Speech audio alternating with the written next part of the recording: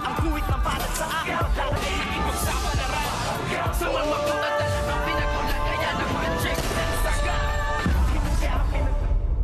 Good morning and welcome sa aking munting channel. Galit na nga itong si Ramon sa kanyang kausap dahil nga hindi niya raw magawa-gawa ang kanyang trabaho at ipinagagawa nga ni Ramon dito na hanapin nga kung sino talaga at ano ba talaga ang kanyang nakaharap na si Tanggol dahil hindi nga raw mawala-wala sa isip niya kung sino ito, kung ito nga ba ang kanyang anak at dahil nga bumabagabag sa kanyang isipan at nasabi nga niya na kahit saan ka man magtago ay ipapahanap at magkukross din ang ating landas. At dito naman ay galit na galit nga din itong si Tanggol sa nangyari nga kay Bubbles kung kaya't maghihiganti nga daw siya at nasabi nga ni Frida at ng kanyang mga kaibigan nito ngang si Bubbles na malaking pader ang kanyang babanggain at hindi basta-bastang tao dahil ito raw mga pamilya ng kabalyero ay talagang ma-impluwensya at makapangyarihan at nasabi naman ni Tanggol na wala nga siyang pakialam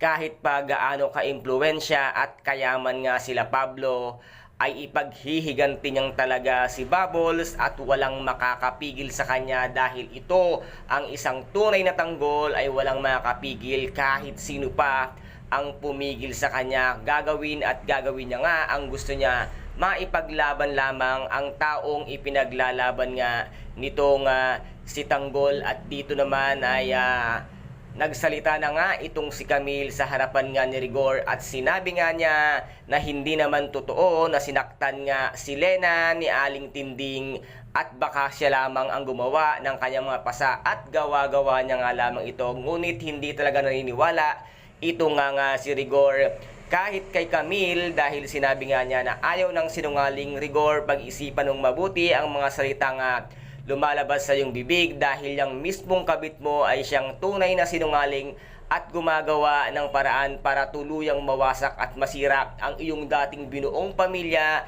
na ngayon ay nagngingit-ngit ka sa galit dahil nga kay Tanggol ay wala na ring pinagkaiba ang ginawa mo ngayon na inuwi mo pa sa inyong tahanan ang iyong kabit na si Lena.